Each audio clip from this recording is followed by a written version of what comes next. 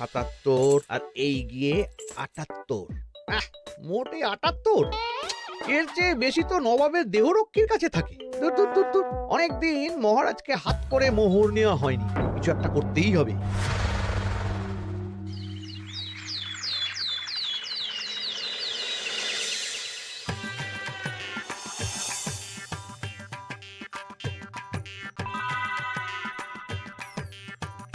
কই গো, কিছু কি ঠিক করলে? রাজকুমারের জন্মদিনে কি উপহার দেবে? হ্যাঁ গো, পেয়েছি, এই দেখো। উমা, এই যে তোমার ছোটবেলা সোনার আংটিখানা। হ্যাঁ গিন্নি, ঠিক ধরেছ। যেটুকু যা গয়না ছিল সবই তো দেওয়া হয়ে গেছে, নহে বিক্রি হয়েছে। আর তো কাউকে কিছু দেওয়ার নেই, তাই ভাবলাম এটাই উপহারে দিই। সে ভালো ভেবেছো। বেশ, আসি তাহলে, ওদিকে সবার দেরি হয়ে যাচ্ছে গিন্নি।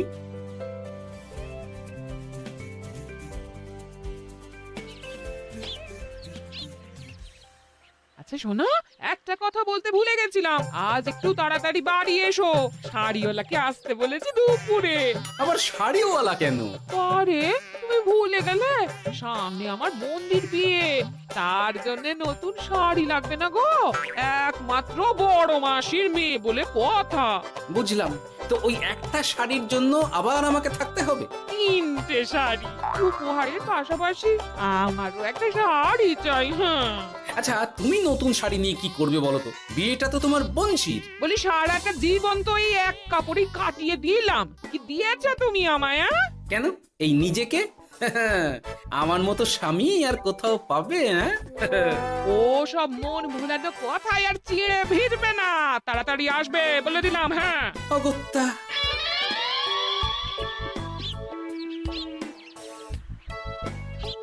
দূর, গিন্নিরও যত কথা সব বেরোনোর সময়। আবার তাড়াতাড়ি ফিরেও আসতে হবে শাড়ির জন্য। দেখি মহারাজকে বলি অগ্রিম বেতনের জন্য, না হলে তো শাড়ি কেনা যাবে না। তাও একটা হলে হতো, কিন্তু এনাকেও দিতে হবে। আসলে সত্যিই তো, গিন্নি আমার কত যত্ন আত্তি করে, কিন্তু তাকে আজ পর্যন্ত তেমন কিছু উপহার দিতে পারিনি। না, গিয়ে বলি।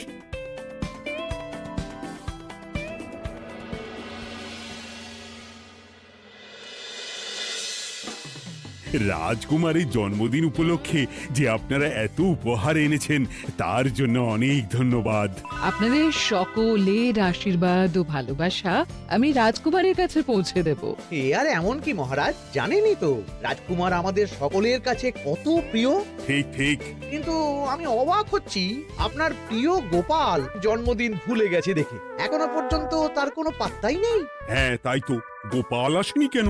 এসে গেছি মহারাজ।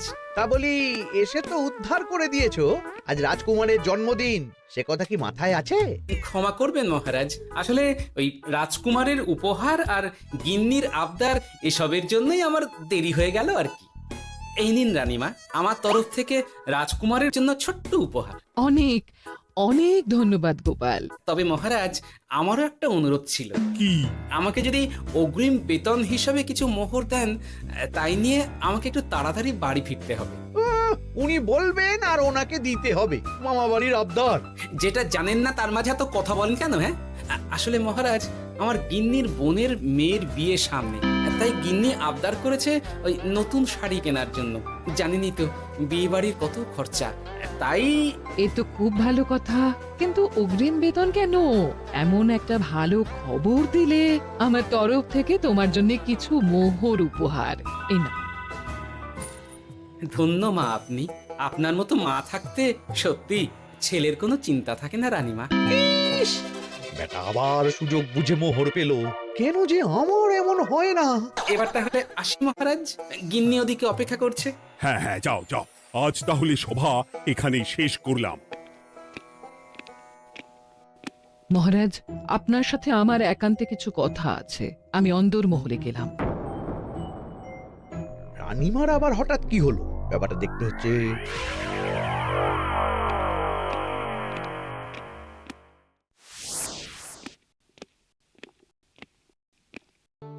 আজ আমি বুঝতে পারছি আপনি আমাকে একদম ভালোবাসেন না মহারাজ।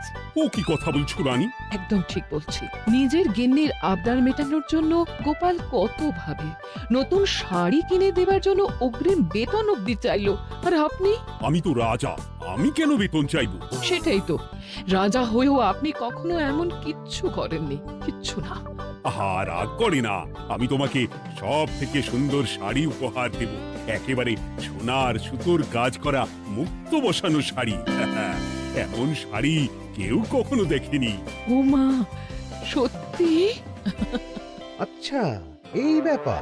গোপালের কথা শুনে এবার মহারাজ ও রানীমাকে উপহার দেবে? ধুর, আমারই ভাগ্যটা খারাপ।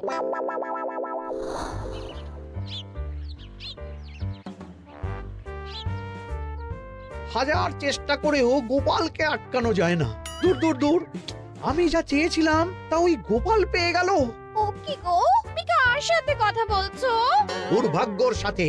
কি সব অলক্ষণে কথা? কি হয়েছে? কি আর হবে, সবই তো তোমার দোষ। আমার দোষ? হ্যাঁ, তুমি আমার কাছে বায়না করো না কেন কিছু? তুমি বায়না করনি বলেই আজ আমি রানীমার কাছ থেকে মোহর পেলাম না, কিন্তু গোপাল পেয়ে গেল। এবার বুঝলাম। ঠিক আছে, এখন তাহলে বায়না করছি, তুমি কাল গিয়ে সেটা রানীমাকে জানাবে, ঠিক আছে? হ্যাঁ, করো করো করো, বায়না করো, বায়না করো। কি চাই কি চাই কি চাই, পেয়েছি। তুমি রানীমাকে গিয়ে বলবে যে আমার একটা সোনার হার চাই। এই না হলে আমার বউ। দারুণ চাল চেলেছো।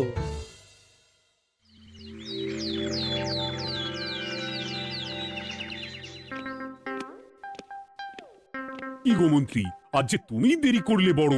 আগে মহারাজ, আমাকে সময় নিয়ে শোনাতে শোনাতে মন্ত্রীমশাইয়ের মনে হয় নিজেরই সময় জ্ঞান খারাপ হয়ে গেছে। তুমি থামো তো মহারাজ, আমারও খুব বড় একটা বিপদ হয়ে গেছে। একমাত্র রানীমাই আমাকে বাঁচাতে পারবেন। আমাকে একটু ওনার সাথে দেখা করার অনুমতি দিন মহারাজ। কিন্তু তোমাদের রানীমা তো এখানে নেই। আসলে জানোই তো যে কুমার অনেক দূরে থাকে, তাই গতকাল রাতেই রওনা দিয়েছে। সে কি, রানীমা নেই? এবার কি হবে আমার? কেন কেন কেন, কি হয়েছে? আসলে মহারাজ, আমার বউ আমার কাছে সোনার হার গড়িয়ে দেওয়ার বায়না করেছে, তাই আমার। বুঝেছি বুঝেছি, চুপ করো তুমি, এখন তোমাকে মোহর দিতে পারবো না। কেন মহারাজ? পরের মাসে দিতে পারবো। আসলে তোমাদের রানীমাকে সোনার সুতো দিয়ে কাজ করা এক শাড়ি উপহার করেছি সদ্য, যার জন্য অনেক খরচ হয়ে গেছে। তাহলে আমার সোনার হার পরের মাসে গড়িয়ে দিও। এটা তো ঠিক না। গোপাল আপনার প্রিয় বলে যখন যা চায় তখনই সাথে সাথেই পেয়ে যায়, আর আমার বেলায় এমন। এমন কোনো ব্যাপার নয় মন্ত্রী। মহারাজ, আপনি বরং আমাকে দেওয়া মোহরগুলো আমার অগ্রিম বেতন হিসেবে ধরুন, না হলে মন্ত্রীমশাই এমন অভিযোগ বারবার করবেন। আহা গোপাল, তোমাকে তো স্বয়ং রানীমা উপহার দিয়েছেন, এসব কিছু করতে হবে না, যেমন আছে তেমনই থাক। ঠিক আছে, আমিও দেখে নেব পরে। কি দেখে নেবে মন্ত্রী? না না, ও কিছু না মহারাজ, পরেই দেখে হার গড়ানোর কথা বলছি। না, মন্ত্রীর হাবভাব মোটেই ঠিক ভালো লাগছে না। বেটা মনে মনে নিশ্চয়ই কোনো ফন্দি আসছে আমার বিরুদ্ধে। কিছু একটা করতেই হবে। গোপালের ওই মোহর উপহার পাওয়াটা আমি কিছুতেই মেনে নিতে পারছি না। একটু মাথা খাটাই, একটু মাথা খাটাই। উপায় পেয়েছি। আমাকে এখনই নবাবের কাছে গিয়ে মহারাজের নামে বলতে হবে।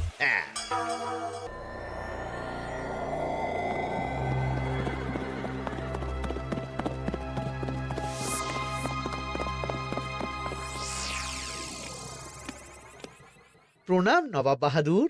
আরে এ যে কৃষ্ণনগরের রাজা কৃষ্ণচন্দ্রের মন্ত্রী, তো হঠাৎ এখানেই কেন? আমি নবাব বাহাদুরকে আন্তরিক ধন্যবাদ জানাতে এসেছি। কিসের জন্য? এই যে আমরা খুব খুশি রাজা কৃষ্ণচন্দ্রের মতো একজন শক্তিশালী রাজা পেয়ে। শুধু সামরিক বলেই নয়, আর্থিক, সামাজিক, রাজনৈতিক সব দিক থেকে। আর এটা সম্ভব হয়েছে আপনার মতো একজন নবাবের মহারাজের ওপর কৃপা দৃষ্টির জন্য। বলতেটা কি চাইছো তুমি? তেমন কিছুই না, আপনার গুণগান করছি। নইলে আপনিই বলুন না, আমাদের মহারাজ কখনো সোনার সুতোয় বোনা মুক্তোর কাজ করা শাড়ি কিনে রানীমাকে উপহার দিতে পারে? কি সোনার শাড়ি? হ্যাঁ, এমন দামি শাড়ি যা হয়তো নবাবের কাছেও নেই। ঠিক আছে, তুমি এখন আসতে পারো। আর শোনো, আমি তোমাদের রাজ্য পরিদর্শনের জন্য লোক পাঠাবো। কবে কখন সেটা কাল তোমাদের সূচনা পাঠিয়ে দেবো, কেমন? তো ঠিক জায়গাতেই আগুনটা ধরিয়েছি মনে হচ্ছে। বেশ, ব্যাপারটা আমার মোটেই ঠিক লাগছে না উজির। কৃষ্ণচন্দ্রর মতো এক সামান্য রাজা এত দামি শাড়ি কিনলো কি করে? কালো বাজারি করছে না তো? আমিও একই কথা ভাবছিলাম হুজুর। এক কাজ করো, কালকে কৃষ্ণনগরে খবর পাঠাও। 2 দিন পর রাজকার্য পরিদর্শনের জন্য তুমি সেখানে যাবে। সব খতিয়ে দেখবে, আর কিছু বেগতিক বা গরমিল দেখলে সেটা বাজেয়াপ্ত করে নেবে, কেমন? আজকে হুজুর।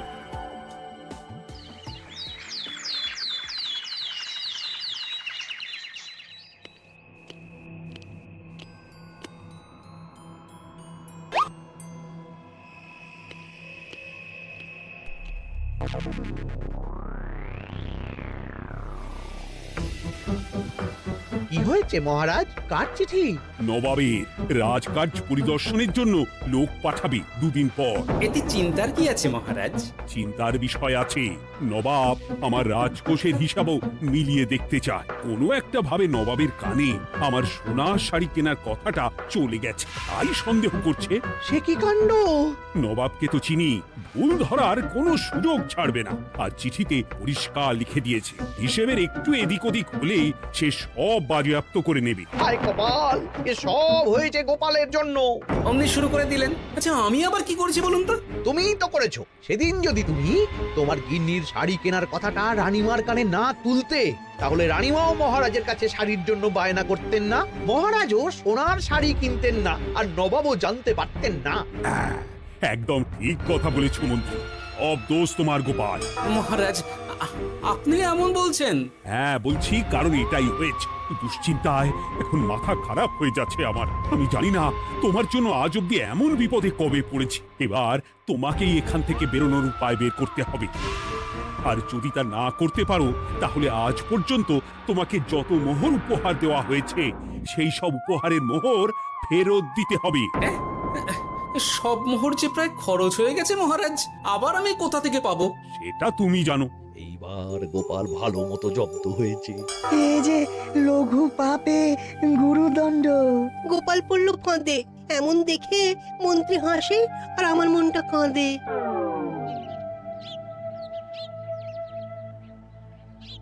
এখানে বসে কি করছো গো গিন্নি? এসে পড়েছো? ও মা, তোমার মুখটা এমন শুকনো দেখাচ্ছে কেন?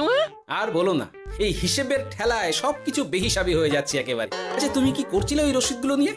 দেখে হিসেব করছিলাম এ মাসে অনেক খরচ হয়েছে কিনা, সেই বুঝে পরের দিনগুলো চালাতে হবে গো। কি বললে? রসিদ দেখে হিসেব কষা? রি, এটা তোমার মাথাতেই আসেনি। ধন্যবাদ গিন্নি, আরো একবার তোমার জন্য এই যাত্রায় আমি বেঁচে যাব মনে হচ্ছে। বেঁচে যাবে কেন? কি হয়েছে? আচ্ছা, আমাকে আবার একটু রাজপ্রাসাদে যেতে হবে। আমি এলাম গিন্নি। কি যে বলে লোকটা, কিছুই বুঝতে পারি না।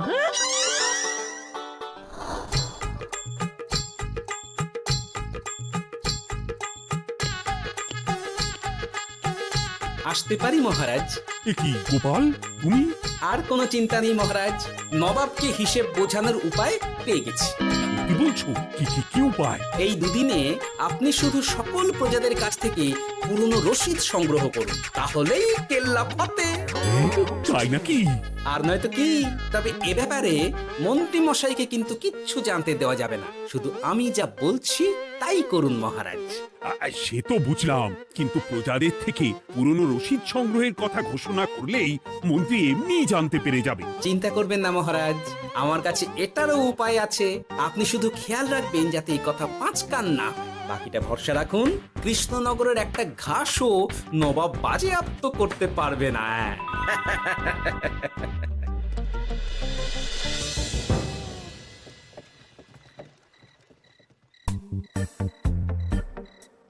গোপাল দাদু, আমরা সব চলে এসেছি। ভালো সময় এসেছিস, তোদের দাদুর ভবিষ্যৎ এখন তোদেরই হাতে। আপন করে বলছো কেন দাদু? আমরা থাকতে তোমার কিচ্ছু হবে না, শুধু বলো না কি করতে হবে। জানি তো, তোদের যেটা করতে হবে সেটা হলো সবার বাড়ি বাড়ি গিয়ে পুরনো রসিদ সংগ্রহ করতে হবে। কি কিন্তু কেউ যদি জিজ্ঞাসা করে কেন যাইছি তখন তখন বলবি যে ওই গোপাল দাদু ওই ঠোঙা বানাবে বলে পুরনো কাগজ চাইছে। আচ্ছা আমরা এক্ষুনি নিয়ে আসছি। যাক, প্রথম ধাপ হয়ে গেল, এবার পরের ধাপের প্রস্তুতি। যাই, একবার বরং বিজ্ঞানীর কাছ থেকে ঘুরে আসি। বিজ্ঞানী, ও বিজ্ঞানী, বাড়ি আছো? আরে গোপাল যে, এসো এসো ভেতরে এসো। বলো তোমাকে কিভাবে সাহায্য করতে পারি? তোমার কাছে কালি মোছা যায় এমন কোনো কিছু আছে? কালি মোছার জিনিস? হ্যাঁ, একটা তরল রাসায়নিক পদার্থ আছে যেটা সব ধরনের কালি তুলে ফেলে। দাঁড়াও দিচ্ছি। অনেক ধন্যবাদ বিজ্ঞানী।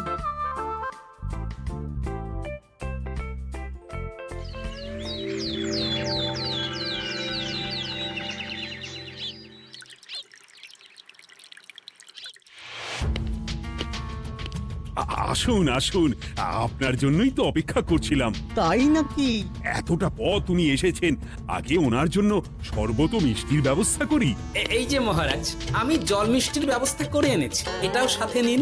এটা কি? কেন, হিসেব ভোলা ময়রা পাঠিয়েছে এই মিষ্টি ও শরবতের দাম। এর মধ্যে এই কাজের সাথে যুক্ত ভোলা ময়রা আর তার পরিচারকের পারিশ্রমিকও যুক্ত আছে। হ্যাঁ, আসলে আমাদের মহারাজ তো প্রতিদিনের খরচ খুব হিসেব করে চলেন, তাই ও আমি একটু বসবো? নিশ্চয়ই, ওই তো ওদিকে বসার জায়গা। আপনি কি হাওয়া খাবেন উজির সাহেব? তাহলে রশিদে ওটাও যুক্ত করব। মস্করা হচ্ছে? আহা, রেগে যাচ্ছেন কেন? আপনার সাথে মস্করা করার মতো স্পর্ধা আমার নেই উজির সাহেব। আসলে মাসের শেষ তো, তাই একটু বেশি হিসেবে চলতে হচ্ছে আর কি। আমাকে হিসেব দেখাচ্ছ? আর রাজা কৃষ্ণচন্দ্র যে সোনার সুতোয় বোনা শাড়ি কিনতে পারলো, সেটার হিসেব কোথায়? একটা সামান্য রাজা এত অর্থ পায় কোথা থেকে? এ আবার কেমন কথা? মহারাজ যা কিনেছেন সেটা তো তার জমানো অর্থ দিয়েই কেনা। আমি বিপথে কোনো কাজ করি না। সেটা তো রাজকোষের হিসেব দেখলেই বোঝা যাবে। শুনে রাখো গোপাল, একটুও যদি হিসেব এদিক ওদিক দেখি না, তাহলে সব বাজেয়াপ্ত করে দেব। কোনো চালাকি নয়, কোনো চালাকি নয়। বেশ, তবে করুন হিসেব। আমাদের কাছে কিন্তু সব কিছুর রসিদ আছে। কই গো, আনো সব, আনো আনো।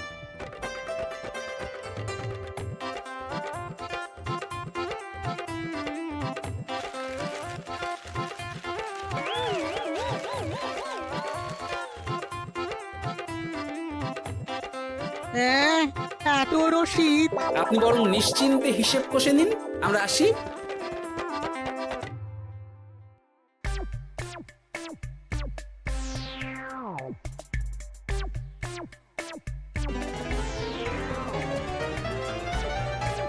বাবারে, এত হিসেব কষে কষে তো মাথা ঝিমঝিম করছে, খিদেতেও পেট চুই চুই করছে। আপনার হিসেব কত দূর উজির সাহেব? আমাকে এখান থেকে নিয়ে চলো গোপাল, আমি আর পারছি না। ও কি, অঙ্ক কষে কষে তো আপনার সব শক্তি শেষ হয়ে গেছে দেখছি। আচ্ছা চলুন চলুন চলুন, কিছু মুখে দিয়ে দিন, তাহলেই শক্তি আসবে। তাই চলো।